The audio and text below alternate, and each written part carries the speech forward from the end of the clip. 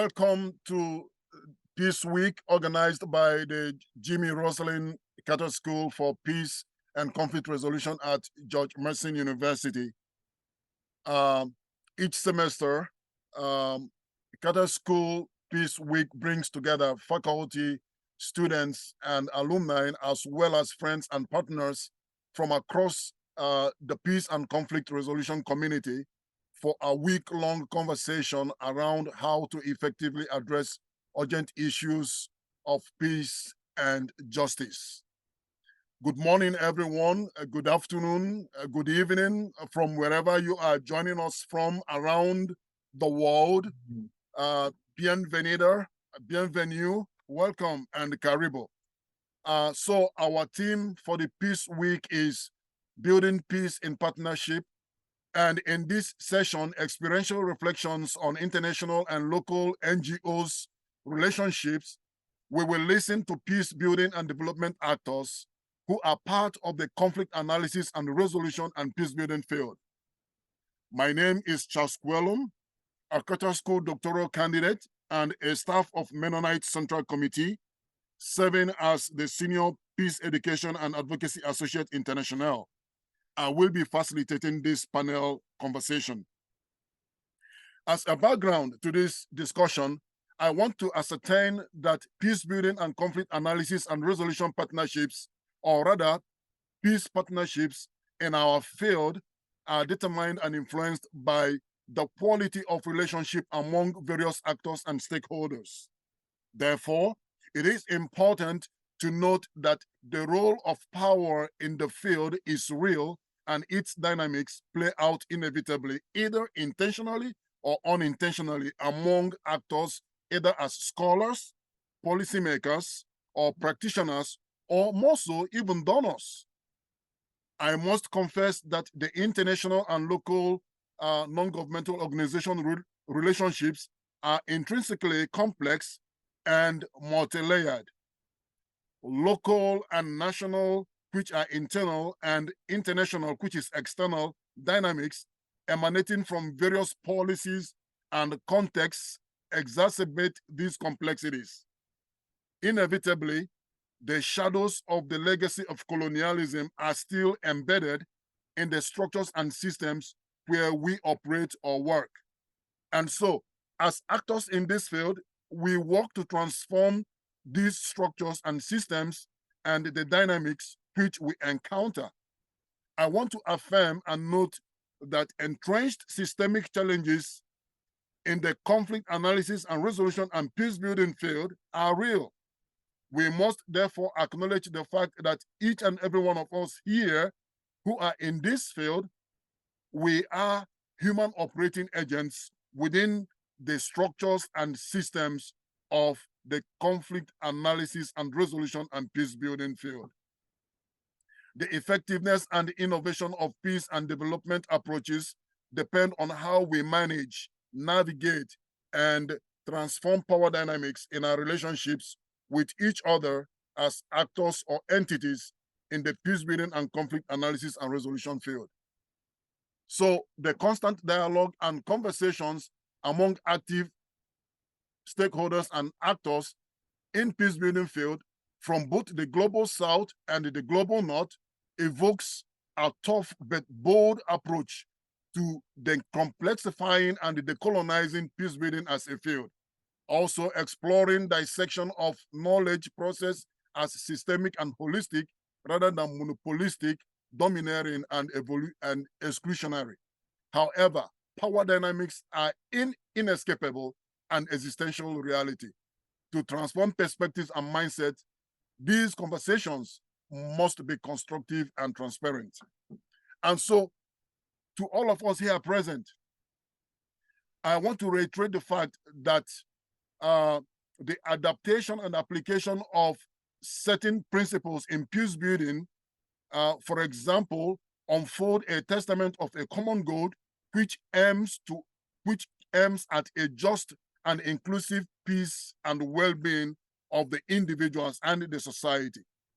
When some inestimable peace-building principles are neglected, then innovative and holistic peace building is actually impaired. Emancipatory elicitive peace building, for example, which tends to address root causes of conflicts holistically and its ability to meet the needs, positions, and interests of various actors are limited by closed and restrictive relationships among actors in the field. This peace-building paradigm tends to affirm ownership of the process by communities directly impacted in the conflict and violence. Also, responsibility and accountability by these actors. I think that, in my view, that an open conversation among peace-building actors, for example, in our field, will ensure the possibility of rebuilding trust and reimagining a global solidarity, thereby accelerating action on the 2030 agenda and its sustainable development goals towards peace, prosperity, progress, and sustainability for all. This, my friends, is the theme of this year's 78th UN General Assembly. And so today, you and I will listen to experienced actors in the field, reflect and learn about those factors that affect effectiveness of peace-building processes and the innovation of actors. Also, we might argue whether the effectiveness of peace-building processes necessarily depends on the implementation of localization, for example, or owing to the inevitable challenges in local contexts in themselves, especially resources and the technical aspect of capacity, which is capacity building. This panel unveils an opportunity for peace building and development actors to listen to each other constructively and explore grounds of understanding the dynamics of their interactions. And so our participants will introduce themselves. After they must have introduced themselves, then I will now ask the first round of questions, which they will respond to. After that, the second round of questions will go on. And then after their responses, we will have time for questions and answers. So now, to discuss this topic with me are Jacob Leniski. Good morning. Thank you, Charles, for having us here.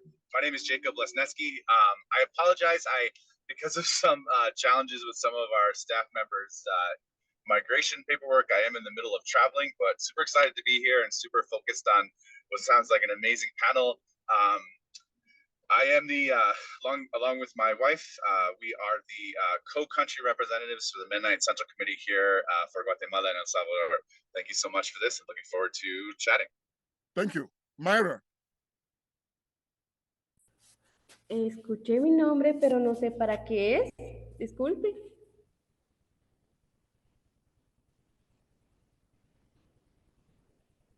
Solo presentaciones, Marita. Bueno, gracias. Muy buenos días a todos. Mi nombre es Mayra.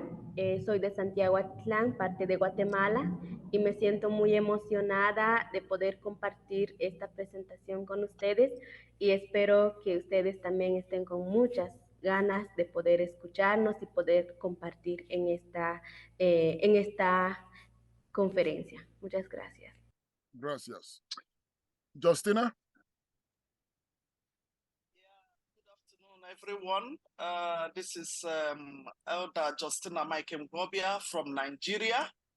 I'm very glad to be here. I work with Justice, Peace and Reconciliation Movement as the Executive Director. And I am also the founder of Women Peace Builders Network in Nigeria and also a fellow with KAISED. I'm glad to be here. Thank you very much. Thank you. Barry?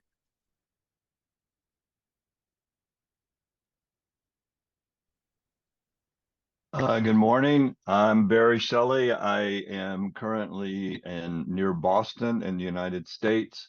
I have been working in NGOs, including Midnight Central Committee and Oxfam over the years, with a few stints of teaching in graduate schools and universities. And right now I'm doing more work related specifically to community-led development. It's great to be here. Thank you. Thank you. Reverend John?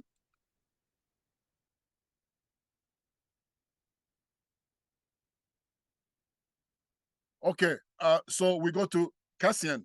Cassian, please go ahead and introduce yourself as we wait for John.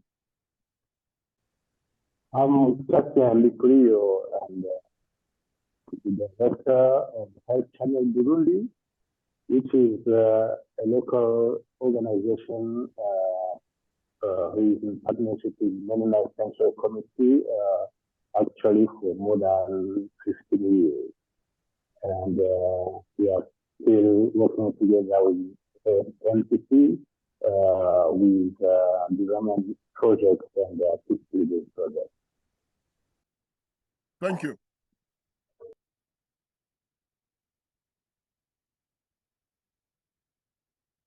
John Hayab, you didn't introduce yourself yet. Remove as co-host. Hi, thank you. Okay. Initially, the host needed to allow me to unmute myself, and it wasn't happening. Okay, sorry, introduce yourself. Yeah, thank you. My name is John Joseph Hayab. I am a Baptist pastor and a peace practitioner here in Nigeria. I work for the Global Peace Foundation as the country director, and I'm the chairman of the Christian Association of Nigeria in Kaduna State, Northwest Nigeria. Thank you. So I'm going to ask all of you to take turns in responding to this question. What is your assessment of current international non-governmental organization and local non-governmental organization relationships in your context? And what are your expectations of that? We start with Jack. Awesome, thank you. This is a really good question. I think of one that is important for all the work we do, whether it's peace building or community development work. I think the first thing that's really important to acknowledge, and I think it's sort of a global phenomenon, is that the relationship between international organizations, international NGOs, and local organizations is shaped by the context, the political, especially the political context. And here in Central America, and especially in Guatemala and El Salvador, we're experiencing sort of in both countries a sort of authoritarian retrenchment, which means increasing sort of bureaucratic and legal restrictions and to speak frankly, harassment of both international NGOs and their local partners. So that complicates things, right? Obviously a bit, because in terms of freedom of action, in terms of things we can and can't do, in terms of discourses we can and can't adopt, it all matters, right? It all matters. And so that's the first part of it, that too. The second part is, I think, you know, the word we always talk about, or always use here in NGO land, and it is this localization approach. And I think, you know, both here in Guatemala and El Salvador, I think globally, but especially here in Guatemala, El Salvador, we've gone about halfway on the localization approach. And just for those who don't necessarily aren't necessarily awash in NGO speak, or localization is an approach in which, instead of international NGOs doing projects, implementing projects, we fund and we support local organizations doing that. And so I think which is an approach that is very legible to those of us who work in the United States or Canada, because essentially what philanthropic foundations do, sort of grant-giving foundations do. And when I say we've sort of halfway done it, is we've sort of adopted it as a or in the NGO space here, at least in Guatemala and El Salvador, we've adopted it as a tactic and not a strategy.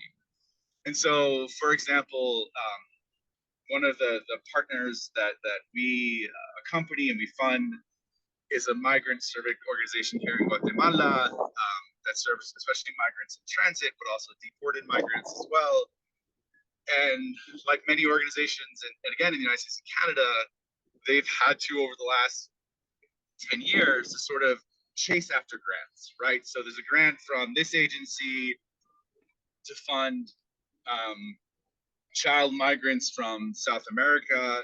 And so that sort of fits what they're doing, and they can write a grant to fund some operations and then sort of push their other aspects of their organizational funding into that.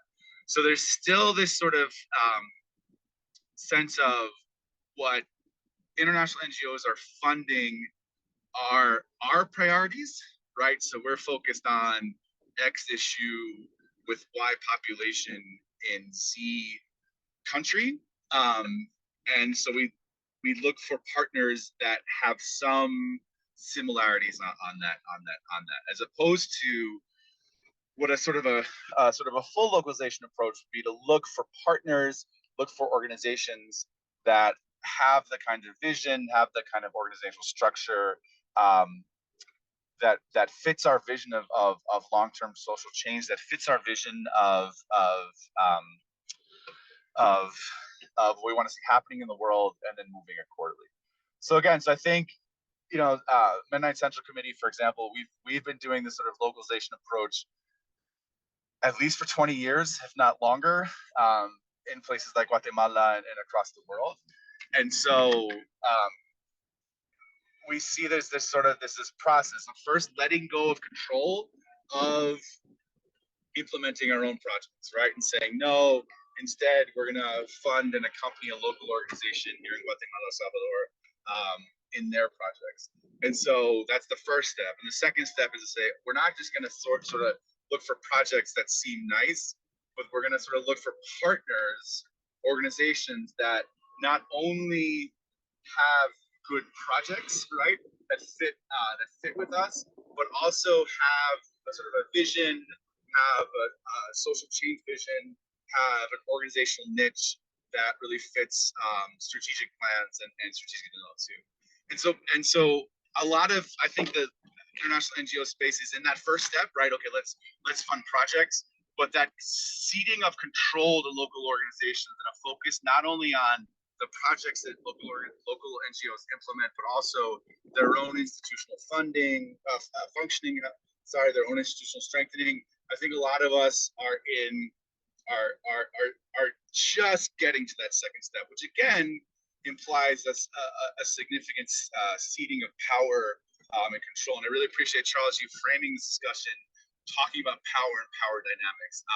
I think especially in contexts like Guatemala and El Salvador, where we have this authoritarian retrenchments, where we have this blaming NGOs for every woe and for and assuming they're sort of the handmaidens of some sort of international agenda, I think it becomes to be really even more important to think about how we are, as international NGOs, sort of ceding power and ceding control to local NGOs. So that's, I think, where we are right now in terms of relationship between international NGOs and local NGOs here in Guatemala and Salvador. Just to summarize, we're in a very authoritarian context, like authoritarian retrenchment, right? Which is increased sort of surveillance, increased sort of bureaucratic and legal sort of, I would say, harassment. But we're also in a space where we're moving towards full localization, or localization as a strategy as opposed to a tactic. Right, and sort of working through what the implications of that mean for functioning and for relationships. Thank you, Jack. So, Myra, what is your assessment of current international NGO and local NGO relationships in your context and peacebuilding and development field? Mayra, ¿cuál es su contexto, el punto de vista que usted tiene internacional de este tema? Muchas gracias por el espacio. Yo creo que esto también es una reflexión, además de una evaluación de las relaciones que existen entre las organizaciones locales e internacionales. Hemos visto que la organización internacional tiene o ejerce mucho poder hacia la organización local. Yo creo que aquí hay muchas de las razones del por qué es así. Uno, porque posiblemente las personas quienes trabajan en una organización local es gente indígena, y son personas que posiblemente pues les cuesta todavía un poco alzar la voz para decir o exigir, ¿verdad? Cuáles son las necesidades de sus comunidades en sí. Entonces, yo creo que tanto organización internacional como local. Yo creo que tenemos más preguntas para responder más adelante, pero hemos visto cómo estas personas ejercen su poder hacia los demás.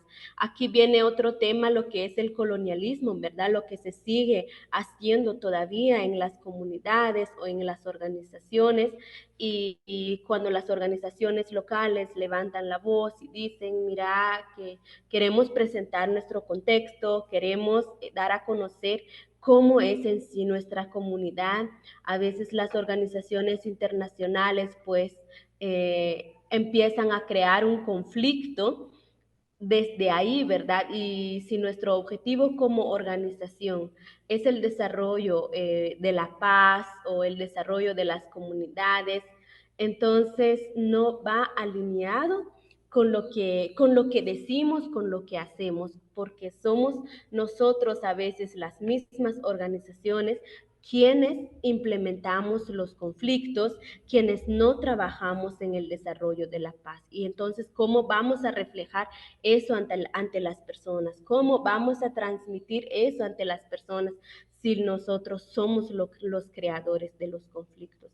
Entonces, en otras organizaciones hemos también conocido experiencias de que las organizaciones locales han llegado a un punto a dividirse, ¿verdad? Un grupo de personas está de acuerdo con una organización internacional, entonces yo me quedo con ellos, y otro grupo no es justo lo que se está haciendo. Entonces ellos crean otra organización. Entonces, en vez de traer la paz, en vez de trabajar por el desarrollo, se empiezan a crear conflictos, malos entendidos desde las organizaciones internacionales. Eso es lo que nosotros hemos visto, ¿verdad?, en el contexto, pero en nuestra situación, nuestra relación con el CCM ha sido diferente, y yo lo enfoco más por la flexibilidad de las personas representantes, ya sea de cada país o de cada región, ¿verdad? Porque en ellos traen las habilidades humanas, y las habilidades humanas no lo trae un título, no lo trae un puesto, sino que en sí lo trae la persona. Entonces, en nuestra experiencia, nosotros como organización local hemos sido escuchados, hemos sido comprendidos por la organización con quien trabajamos, que en este caso sería el CCM, ¿verdad? Y yo sé que ellos también hacen un proceso. Detrás de ellos también existen muchos procesos, muchos papeles, pero valoramos mucho la habilidad para abordar con ellos las diferentes etapas que nuestra organización le ha tocado vivir, ¿verdad? En ningún momento hemos escuchado, entonces mejor los dejamos, o mejor no queremos apoyarlos más. No es así, sino que hemos tenido esa comprensión de parte de la organización, en este caso que es el CCM. Entonces nos hemos tocado vivir muchas experiencias con otras organizaciones, pero así es como están funcionando actualmente las organizaciones, tanto locales e internacionales. She was expressing the frustration with the division and the conflict, local and international. Some of the organization are misunderstood. She's very happy to be here. It's a lot of reflection turns the challenges that they are facing, but overall, she is happy to be here. She believes the CCM, which is the association that she is reflecting on, is doing well, but the challenges that she is facing with the local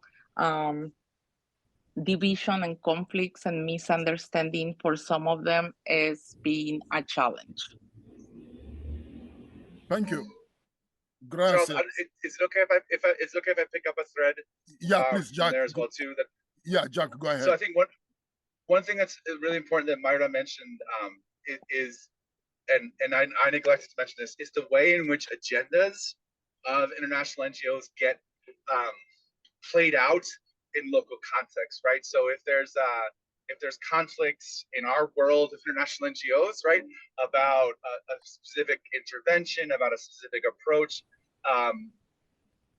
that becomes obvious and real and causes divisions within communities as well too. And I think that's an important part of what's too, is that a lot of us international NGOs have specific sort of small p political agendas sometimes, but even sort of a practitioner agendas. Like, we really believe in this kind of intervention is the best to get us these results.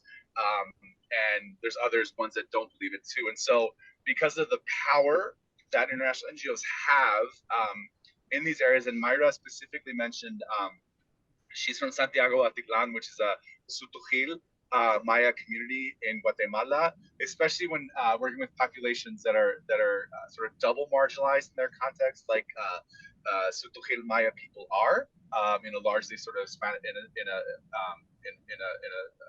sort of mestizo context here in Guatemala. That there's a sense of which sort of local NGOs and local communities lose their voice and sort of feel like they have to take sides in these conflicting agendas that different NGOs bring.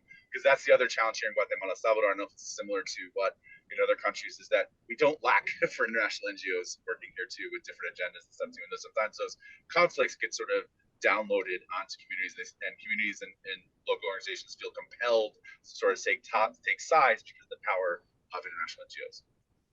Thank you, Jack. Gracias, Mayra. Elder Justina, to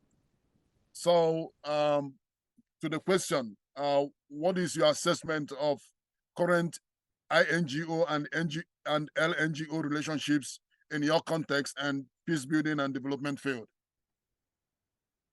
Right, thank you very much. I want to wish all of us happy International Peace Day.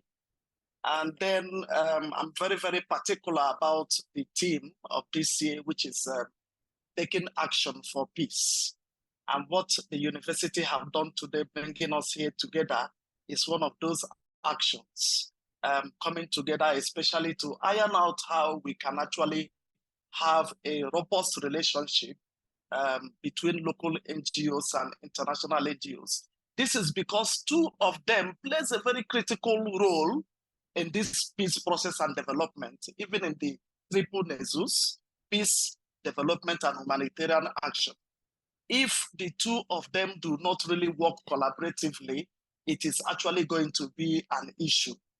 Mind you, I still believe that the voices of non-governmental organizations, whether it is local or international, remains the only voice for the voiceless, unheard voices of our communities. So in my own context, I really agree with what other speakers have said, that it has been a very serious challenge between the local NGOs and international NGOs due to the fact that some of the international NGOs are also localized because there are local people also that are working in those international NGOs. And the competition, instead of collaboration, is what is actually becoming an issue. You get to a community where an international NGO has gone in. Instead of international NGOs building the capacities of local NGOs, because these local NGOs are the first responders of every situation that happens in their communities. They understand the people, they understand the context better, they know the nitty-gritties of everything that goes on there. And so the best thing would have been that the international NGOs build the capacities collaboratively with local NGOs so that when they go to the community to act, they act together in collaboration. But you discover that what's going on in our communities today is that there is no coordination, there is no collaboration. An international NGO goes straight to the communities to implement. When a local NGO goes there, he has no funding. The kind of funding that the international NGOs will take to the local community, the local people do not have such funding. And when a local NGO gets to those communities to do the same thing, you see even a dichotomy between those communities and the NGOs, because they will tell you a different perspective of what the international NGO have done. And you have another perspective coming from you as a local NGO. And this is not healthy for this practice.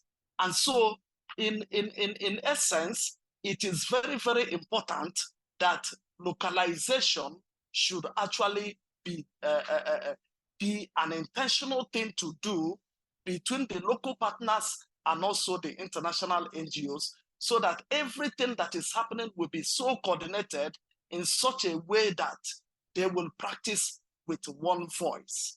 And that will allow whatever they are doing in the communities to be sustainable. If we don't do that, sustaining all our voices will be an issue. Another critical point that has happened over time is the fact that the international NGOs also are poking the staff of the local NGOs. When they discover that there is a staff that is doing well from the local NGOs, they pay heavy amount of salary, and those local staff will always run to the local international NGOs, and then after building the capacities of those staff in those local NGOs, and now they want to support the local organization to move forward. But because of the fact that there is no much funding, there is no much money to be paid to this local staff, and an international NGO is offering 3 times of what he or she is receiving in her local setup, then the staff is gone. It is also a very serious issue, and it has caused a lot of problems between the local NGOs and international NGOs. And so we should also look at how best we can do this. How can the international NGOs, especially the localized one, work collaboratively with local national NGOs in such a way that all those rivalries and competition do not see the light of the day? I just want to say that in the last decade, when the localization issue and after the Grand Bargain meetings, things are actually improving now. I must have to say that because I remember my organization was one of the Nigerian Joint Response Team when international organizations, we worked under Christian Aid, which was under Art Alliance, when we collaborated together and then had a humanitarian response in the Northeast. And at that very collaboration, you discover that even the local NGOs, their capacities were built, and then their reporting capacities were also increased, and they had also capacity to write proposals and all that, which actually made a great impact. And so if we can continue that way in that spirit, it will really strengthen the relationship. Remember, I started by saying the relationship is very, very important, because no one can also work in isolation without the other. We should also remember that the international NGOs are the donors. They are the people that provide this funding for this work to move. And because of that, we must relate with them positively in order for this work to move on. And then looking at the kind of situations we have in our context, where crises have taken over the place. Today, I've had a lot of several meetings still commemorating the International Peace Day. And one of the things we have discovered is that the pain in the heart of Nigerians are too many, a very serious pain, the pain of a security situation which have displaced a lot of our communities. And today, prices of goods, prices of food items that used to be very cheap in Nigeria, especially in the area I came from, Plateau State, we used to be part of the food basket of the nation. Because communities are displaced, we are not able to go to farm. Farmers are pursued, and because of that, food items, a bag of maize that used to be just as little as 8,000 naira is now about 60,000. And this is a very serious situation that is actually happening. And so there must be a very concerted effort for international NGOs and also the local NGOs to collaborate in order to work towards seeing that peace, development, and humanitarian actions are really dealt with in Nigeria. And when we do that, it will really help us. Thank you very much. Thank you, Justina. Then over to you, Barry. What's your perspective on your assessment of current INGO and local NGO relationships in your context, and of course, in the peace building and development field?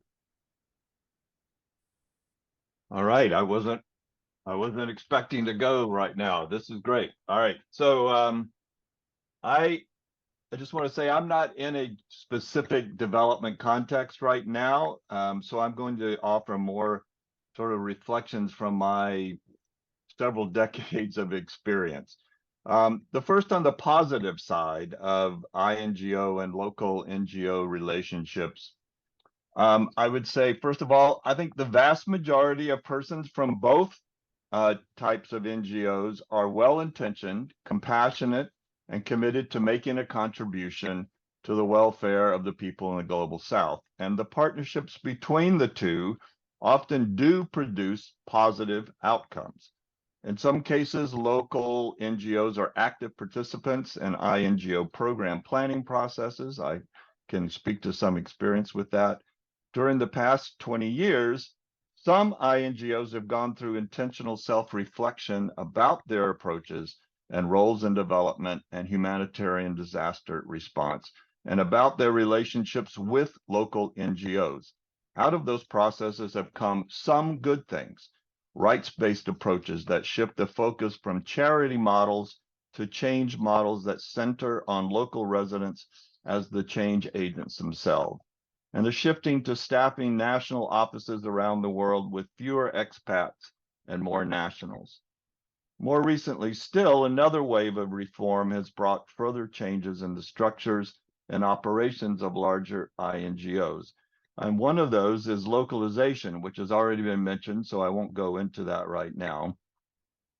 In addition, central offices in the North now play more, in some cases, more of an advocacy, funding, and connective role, while more of the direct program design and implementation is carried out by national offices. Senior leadership has become more diverse and international in some places, for example, Oxfam. But here come the buts to these positive signs. Briefly, here are some of my concerns. The NGO sector of development and humanitarian aid is, to a large extent, still trapped in a system of relationships defined by colonial North-South structures. Most funding comes from the North, and that which doesn't go through bilateral and multilateral channels is funneled through INGOs. Little funding goes directly to local NGOs, as Justina was just discussing. Many still assume that local entities don't have the necessary capacity to manage such funds and programming. Despite what may be earnest efforts by INGOs to decolonize the relationships with local NGOs, there's a lot of rhetoric about that, but there are still far too few examples of working relationships that intentionally and systematically address the power, trust, and knowledge issues that pervade those relationships. Hiring national staff in country, which I see as a very positive step, does not in itself guarantee a different relationship with communities. In some cases, those deemed qualified for an INGO job may carry their own biases about poor people and about the superiority of their own expertise. Local NGOs remain primarily subcontracted, implementing partners of funded projects. There is not necessarily a committed long-term partnership of mutual respect, trust, and flexibility between international and local NGOs. In most cases, I would argue that INGOs and to a large extent local NGOs are largely stuck in the same participatory development model that has defined much of development practice for 3 decades or more. INGOs, perhaps with some input from local NGOs, design the program.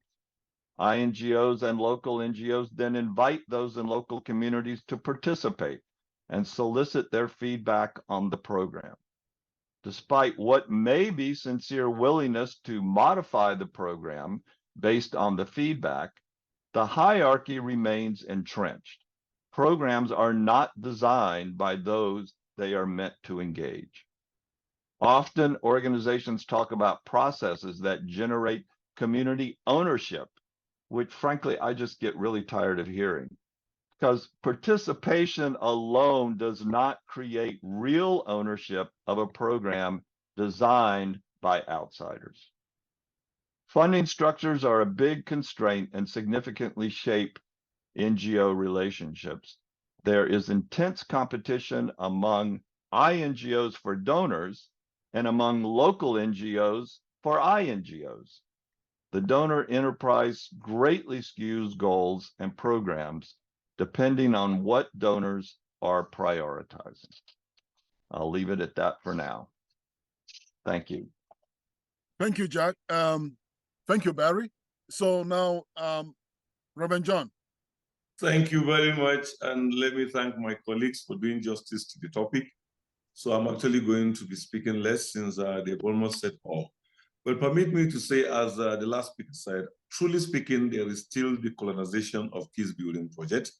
The way international NGOs and local NGOs are working is more like a colonial master trying to guide the other person. The other thing you can easily see is that donors seems to trust international NGOs and then question virtually everything the local NGOs are saying, even though the local NGOs are the ones who are doing the work every day. International NGOs always treat local NGOs as their intent. So it's just an intent sent to our organization for us to train, not really partners that we can learn from each others. It's also a kind of relationship where it is more like a beggar has no choice. So local NGOs see themselves as beggars to international NGOs, so they have to follow whatever is said, even if it does not give result, but they want to be there, they want to still be on the field. If they don't do exactly what the international NGOs said, there will be no job for them. Another kind of relationship I see between international NGOs and local NGOs in my context is the international NGOs give the local NGOs an impression that, look, do it my own way or I take the food off your table. And, you know, if you don't do it, you, in the next 5 years, keep writing proposals, concept note, grant request, and nothing is ever going to come to you. To be honest with you, there is even a kind of a politicization and cabal of grants between the local NGOs and the international NGOs. Until you grow to become part of the cabal, you can have the best proposal writing, grants will not come your way. Someone who you know very well is sitting down in the office and writing fantastic report, gets the grant every day. And so as the last speaker said, he just subcontract the grants for you if he chooses to do that, or else you will be out of business. Another relationship I find between international NGOs and local NGOs is international NGOs insist that local NGOs work according to their own term if they want to keep their business moving. What do I mean by their own term?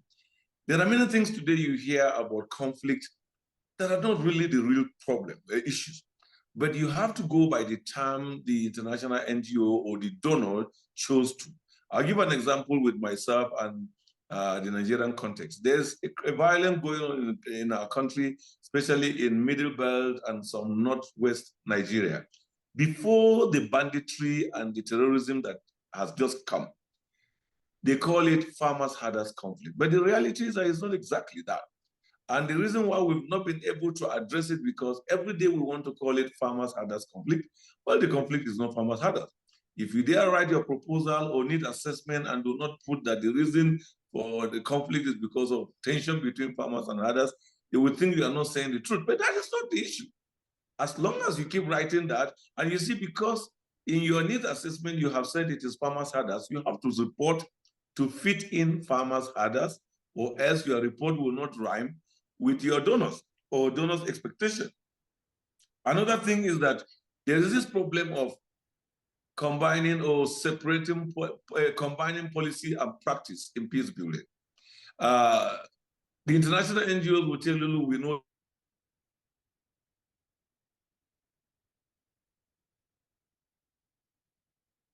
the NGOs know the practice, the international NGOs know the policy. And for practitioner, you know that sometimes what the policy says is not exactly what you do in the field. If you dare go to the field to do exactly what the policy says, you won't find solution to the problem you have gone to address. Another challenge of relationship is that it's a relationship of you know what the community wants, but the international NGO knows what the government wants. The local NGO knows what the community wants. The international organization knows what the government wants. And when they come to your country, they can easily access government because government want to showcase that, look, even, I'm sorry, I'm just citing example. Mexico are coming here. Search for Common Ground are coming here. So what are you talking about?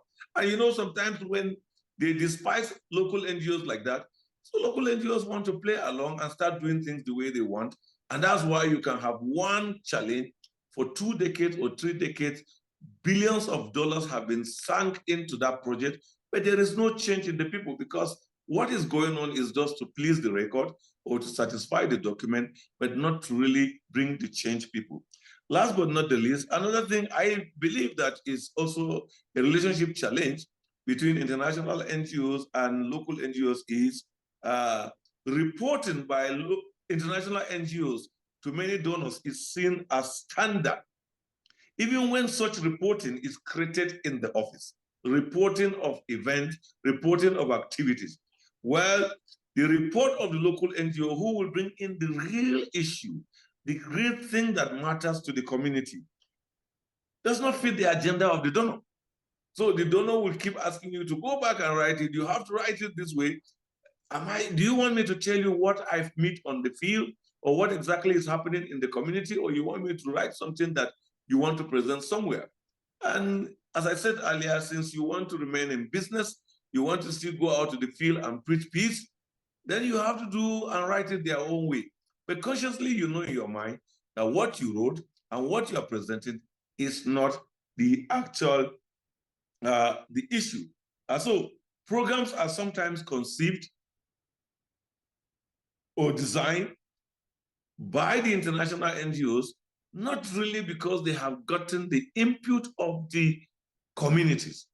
Because when you design your program, you may want to address a particular program, but in your need assessment, you will understand what exactly the people need, and then how to design program that will address that. International NGOs believe that they have some expertise somewhere. They have worked in Congo, they have worked in Uganda, they have worked in Kenya. So what is new? Or they will tell you, we've been in Ghana, we've been in Sierra Leone. You almost have the same problem. And so you just want to go. Unfortunately, yes, it may look like the same problem, but the approach in this context may not fit the Kenyan experience, the Tanzania experience, the Uganda experience. So local NGOs who are really working with the people to find the right program that will suit the people in addressing the challenge are sometimes seen as, look, what you are bringing does not meet international standard. And they will even tell you the use of terminologies. You must use terms that are international standard, even when the issues do not fit the term. Thank you very much. Thank you, Reverend John. Then to you, Cassian, what's your take on the assessment of current INGO and local NGO relationships in your context, and of course, in the peace building and development field? Many thanks, Karen, for organizing this panel, and thank you also for the question. In the context of Health Channel Burundi, of course it's in Burundi, we do appreciate the relationships that have been characterizing the implementation of the mission and program as a non-profit NGO. The context of Health Channel is that it was created in 2000 and registered in 2003. That time was to respond to challenges of peace after the awful international conflict which occurred among ethnic groups in 1993. The context of war, internal conflict of HB and HB international NGOs partners are communities that have been affected by perpetual and secret social and political security issues. This has been common in the Great Lakes region, countries like DRC and Rwanda, where Burundi is located. So, for us, one of the aspects is that this relationship has been very important, because before there was not international NGOs, not even local NGOs, before the crisis in Burundi. These NGOs were started working in Burundi where there was crisis. So it was very helpful because then people had could afford some services and some help that they could not have otherwise. So Help Panel, we started with faith in the cooperation between international NGOs and the local NGOs. Indeed, we had good faith to help people regain the peace lost through the war, and to achieve this, we relied not only on our efforts, but also in the possibility of creating a panel through which other people of good faith could make their multiple contributions, and so it proved. Today, Help Panel is partnering with American, European, and British NGOs, and MCC is one of the examples. We have been together for more than 15 years. So while we are convinced that peace and peacebuilding is a group of efforts, Help Panel is still and is satisfied of the compassion, the companionship with international NGOs in fighting for social, economic, and political justice. We found it more in transformation of community behaviors, understanding attitudes, action, and this is more important when people and the communities work together, implement projects and programs together, identify and respond to concerns together, discuss policies and procedures guiding our daily actions and life together. So we cannot, no one can achieve peace alone. There are a lot of problems, and I know in many countries there are problems, but we say one hand cannot clap alone, and one hand cannot provide advice to itself. This is brilliant proverb. So working together as local and international NGOs for me is still very important. Nevertheless, there are some critical aspects. They have already mentioned the so-called localization. It's still a process that needs to be really put well in practice. We live in a region that the NGO, Burundi, the DRC, the Republic of Congo. There are a lot of NGOs, but we can see that still a lot of resources are in bureaucracy, and which the funds that are reaching the beneficiary is still very small. So the localization could have an impact on the value of money that goes to the beneficiaries. So the other aspect that the others have already mentioned, the different networks of international NGOs. You find it like clubs where they have, I think, some ways of sharing the resources. And these resources are from the UN systems and the European Union funding. And it's difficult for local NGOs to have access to those kind of networks. It's like it's the private club of international NGOs to share resources that are delocalized in the south, and yet shared in more or less secret between international NGOs. Thank but you. This is, yeah. Yeah. Thank So you, Cassia. yeah, thank you.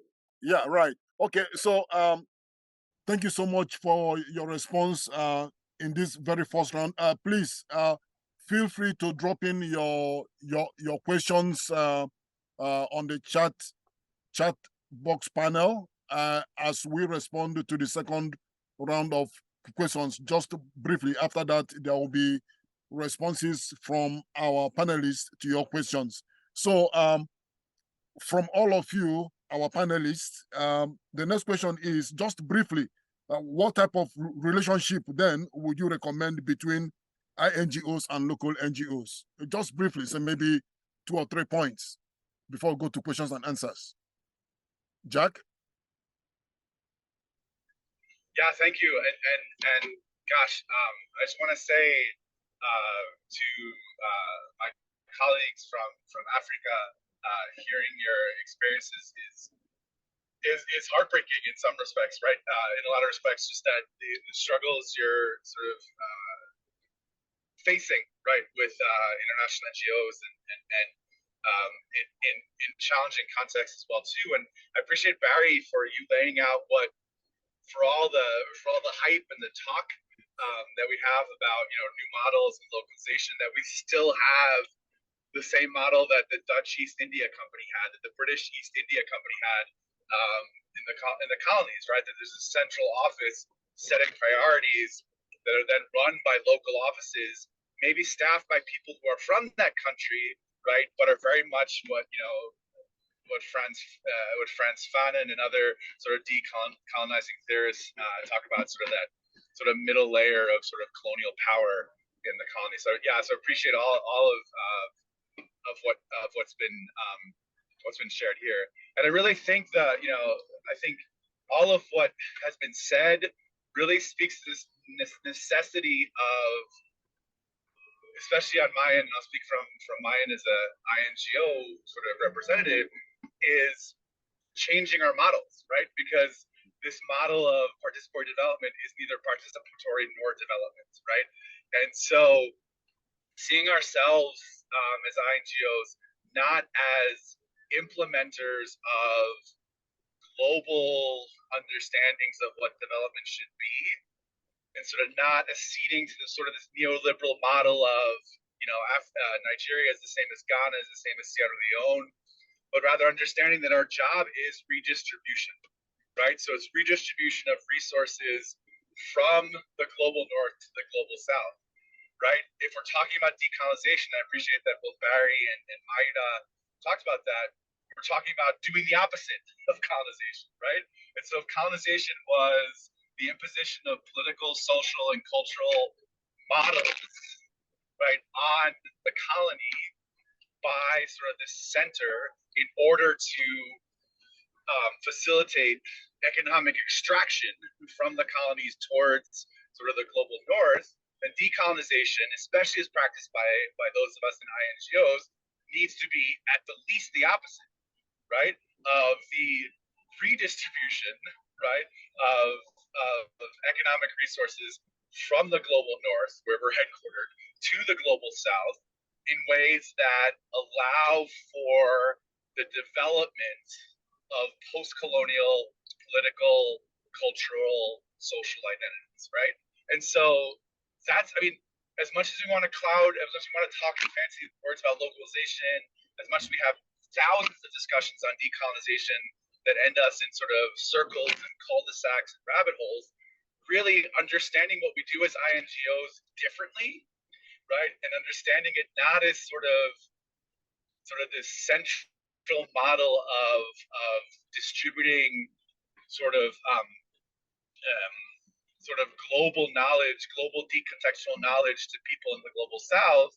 Instead, it needs to be thinking about how are we undoing, reversing sort of the syndromes and reversing the extraction of colonization in ways that allow for local organizations and the communities they serve to have a bit more freedom, a bit more autonomy to define themselves and their futures. Thank you, Jack. And Myra, what type of relationships then are you going to recommend between INGOs and local NGOs? Maybe just one point? Mayra, ¿cuáles puntos vas a recomendar acerca de los NGOs y los INGOs? ¿Cuál es tu recomendación? A lo mejor nada más un punto.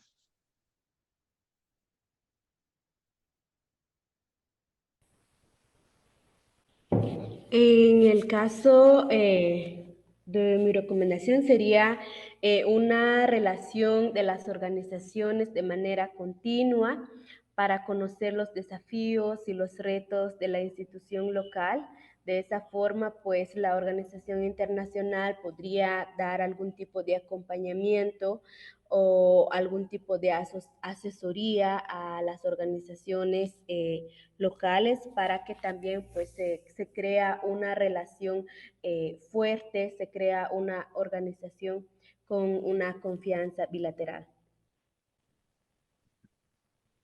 Continue with the recommendation on relationship and by international association to be supportive to us so we can continue with the engagement of communication.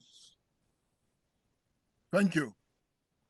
Elder Justina, what's going to be your recommendation for the type of relationship you would want between INGOs and local NGOs? Maybe just a point. Okay, so thank you very much. I still stand on the fact that the voices of people must be heard. So there must be localization. It has to really be placed. So the local NGOs and the international NGOs must work together. And my recommendation would be that the international NGOs should collaborate with local NGOs. They should not implement. Those that should be implemented within the communities should be the local NGOs through the support of the international NGOs. They have the capacity. Let them just empower them. They are ready to do that. Thank you. Thank you. And Barry? Okay, thanks. I just want to refer quickly first to Peace Direct, which is a UK organization that's been doing a lot of work on this. They have a publication called The 9 Roles That Intermediaries, in this case, they're talking about INGOs, can play in international cooperation. I won't go into that, but you can find it. I'll put the website in the chat box. And let me also just mention that for me, this whole process has got to be more than good people and good intentions. So it's going to require partners being deliberate about taking risks with each other in order to build the trust and mutual accountability necessary to have the hard conversations about power imbalances and the biases and doubts regarding knowledge, capacity, and intention. I see it like anti-racism work. And obviously there's a lot of connection there, but it requires learning colonial history and confronting generations of colonial mindsets and structures. I would even propose that anyone working for an INGO as part of their orientation training need to have training in colonial history and what colonialism is and decolonization is all about.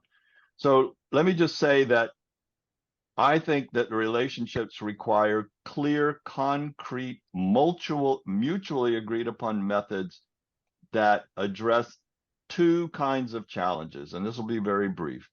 First, methods that need to provide process tools that intentionally and consciously hold all stakeholders accountable to each other, including safe and constructive ways to perceive and discuss power imbalances and other dynamics that undermine effective and sustainable collaboration. So that's got to be an ongoing process of checking in regularly.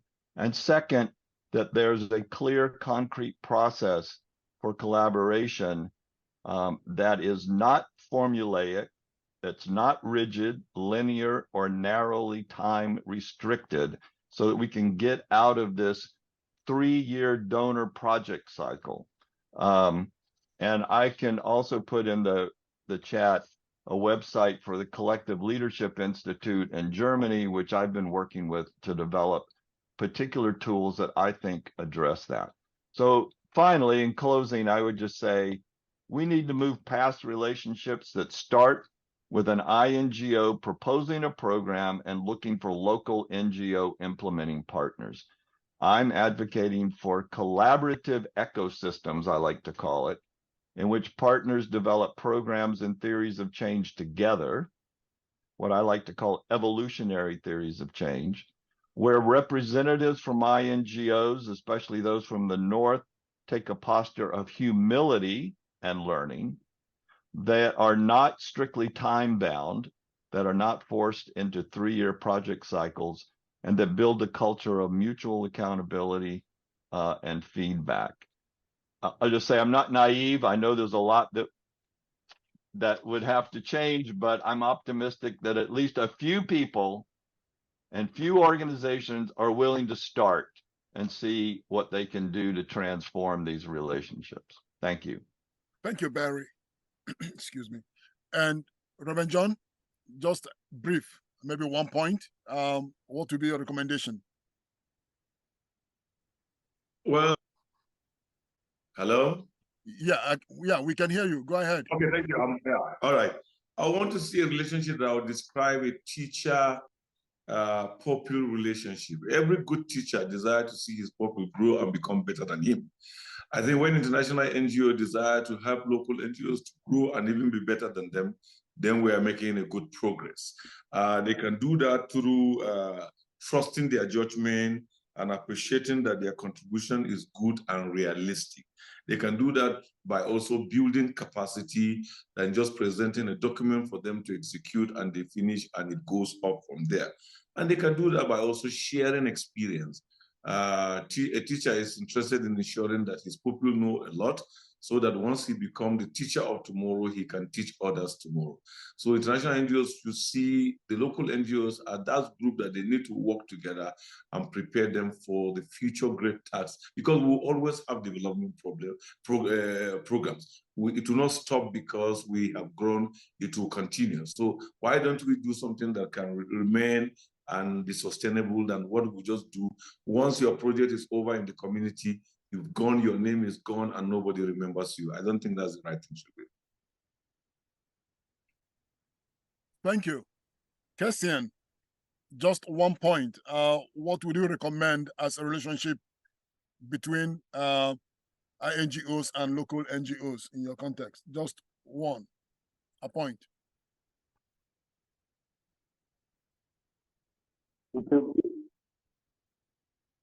Yeah, we can hear you. To be relationship that usually builds capacity, skills, mutual understanding, cooperation, studying, and implementing programs together.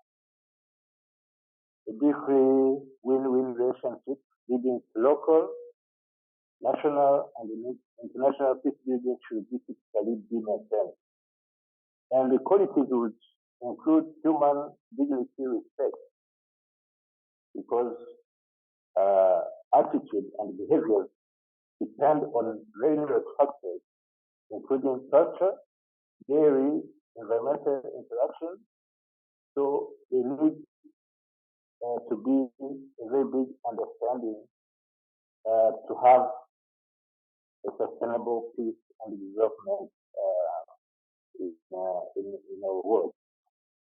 So I think, as I said before, shaping theory of change together will be one of the strategies. Thank you. Thank you, Cassian. So this is time for any question from a member of the audience, if any. But maybe before questions come in, I just want to commend our panelists for their insight and wisdom on this topic. And I want to allude and align to their perspectives.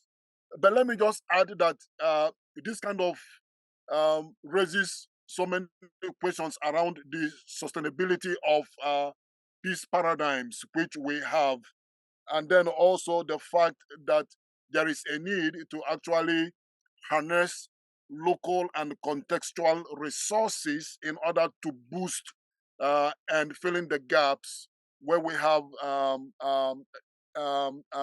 non-availability of resources for our local NGOs or local entities to actually act on, being that they could be regarded as the first responders in peace building. And then also, I think I am convinced that this, in a way, goes to make us understand that there is the need to not only redistribute power, but there is a need to also recognize power where it resides in various contexts, and then also to represent power as well.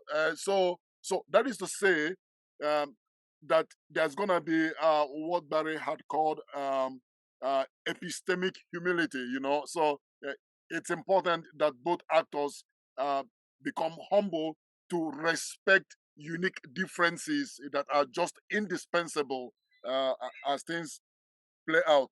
Then I would also point out that it's about looking at the possibility of a restorative, collaborative paradigm or principle in order to facilitate a smooth relationship between international non-governmental organizations and local non-governmental organizations. In that way, we see that principles of restorative justice, for example, are actually incorporated in these relationships in such a way that both actors experience acceptance, they experience recognition, acknowledgement, inclusion, safety, fairness, independence, trust, understanding, the benefit of the doubt, accountability. And this, in a way, we kind of transform that culture of dependency, which tends to play out. So I will just leave it at that, and then wait for any other questions or any other remarks from the panelists as a concluding remark. Charles, I wonder, would it be okay if there's no questions to sort of briefly talk about just about the example of Midnight Central Committee in Guatemala's relationship with the organization that Mayra represents, Anadesa, as sort of an example. Yeah, so is that okay? Yeah, go ahead, please. Yeah, so I want to say that one of the reasons that I'm really excited to be here is particularly because of Mayra and Anadesa. As mentioned, Anadesa is the organization that Mayra represents, is an organization of Sutuquil Maya women from Santiago Atitlán, right? And in the context of Guatemala, which is a multinational, multi-ethnic country, ruled by, for the last 500 years since the conquest, by sort of a Europeanized elite. An organization like Anadesa has been sort of key for our learning with MCC. We began working with supporting what became Anadesa in 2005, when a mudslide sort of buried two communities around the lake around Santiago Atitlán. And so slowly but surely began, so that's about almost 20 years ago. And so part of what we've learned in that process are the sort of what Barry's mentioned, what all of you mentioned is the key, and Mayra mentioned it too, is the key is we got to get past this short-term thinking, right? We got to think about accompanying partners for the long haul, right? And we also need to sort of understand, and I think I forget who mentioned it, but sort of this process of the student becoming the teacher, and so being open to learning from and having our own ideologies being challenged, right? Even when they're good, right? Even when, so we've learned so much about what it means to what feminism means in Sutuhil Maya communities.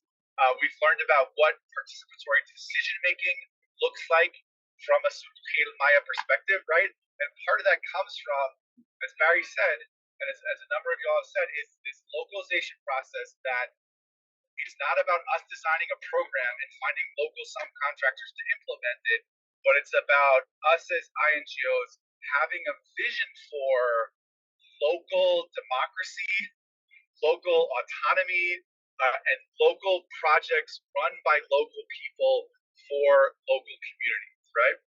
And so I will tell you that, I was shocked when I re-entered the international development space in 2017 after working in community organizing and community development in the United States, about how we were still in this model of, we've got a project, you do it for us. And I think that is so pernicious and so problematic, because you don't get organizations like Anadesa that have grown from a group of women trying to survive and reconstruct after a mudslide to an organization that is now run by Sutuhil women from the local communities, that not only works in the communities that they originally started working with after the mudslide, but has extended their reach to other communities around the lake, and has developed sort of their own sort of understandings of what it means to be Sutuhil Maya, what it means to be Sutuhil Maya women, and what it means to lead communities, right? I think without that process of saying, we don't necessarily have a project, we've got values, right? How we understand our work and what we want to fund, not saying we have a project or an idea we want to implement, do it for us, seems so simple and so basic, but it's really super important. I just want them.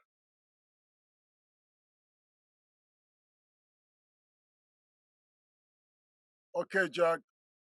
Seems we are losing you. Thank you so much for sharing that. So we've got a question here from Isabel. I read, so this question is for any member of the panelists to actually respond briefly. So when you compare your positive versus negative experiences with international organizations, what would you say was the key difference in the relationship and dynamic?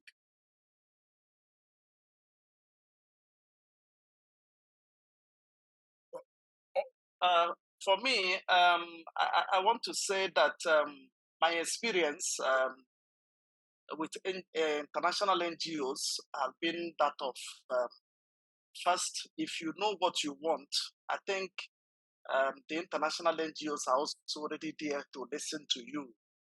I have had some positive experiences. Experience in the sense that if an international NGO approaches you and you are to present your proposals, having done your assessment through the communities, and they're also listening to the communities to also talk about what they want, by the time you present it to the international NGOs, and they actually are aware that this is coming from the voices of the communities, I have not really witnessed a situation where they have said they will not do that. So for me, I have not really, as an individual, experienced a negative part of where maybe a donor will just lord everything on you.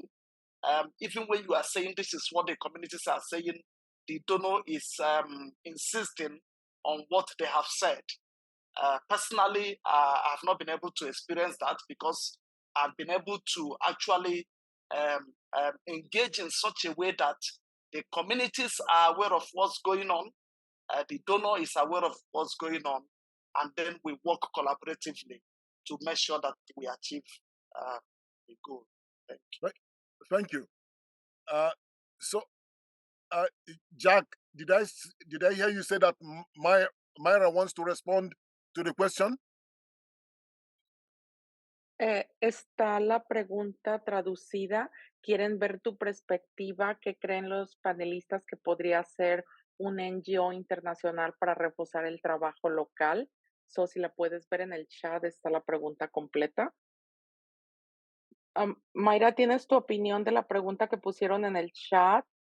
¿Qué creen los panelistas que podría hacer el NGO internacional para reforzar el trabajo de las organizaciones locales y cuál es la mejor manera de aprovechar el poder y los recursos internacionales y locales para alcanzar sus objetivos desde tu punto de vista? Tal vez respondiendo a la primera pregunta, como está en inglés, entonces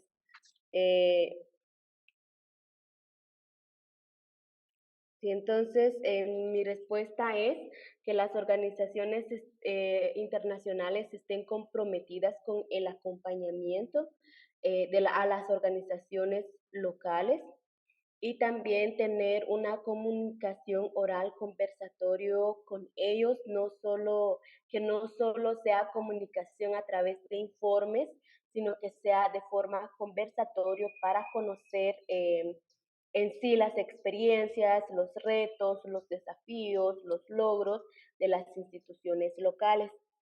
Y también, pues, es importante gestionar redes en temas específicas como la construcción de la paz, la equidad de género, prevención de violencia, otros temas para también adquirir y desarrollar nuevas estrategias de trabajo para trabajar, digamos que en las comunidades, en las diferentes comunidades en donde se tenga presencia de la organización local. Y también pues comento que la organización internacional sea flexible a cambios que se dan en el contexto de las comunidades para que las comunidades también tengan abierto un espacio en donde ellos propongan, digamos que sus actividades, sus proyectos. Y pues algo muy importante, que se crea esa confianza entre la organización local e internacional para que la organización internacional pueda también brindar el apoyo necesario a la organización local. De lo contrario, si no existe confianza entre ambas organizaciones, yo creo que los recursos tampoco son suficientes para estar trabajando en la comunidad. Esa es mi respuesta. Muchas gracias. So continue to have conversation and not just to have emails of but to be able to engage in more communications, to be able to have a space for the community, so the community express their thoughts, also have different resources, and to build trust within the community, to be able to engage some of the issues that happen in local communities. Thank you. Is that the response to Catherine's question or to Isabel's question? That was a little bit of, no, the first question. Okay, good. So, so briefly, we have just about 3 minutes, in fact, 2 minutes to go. Catherine did ask. Would you mind I just say something in 30 seconds, please? Less than that. Okay.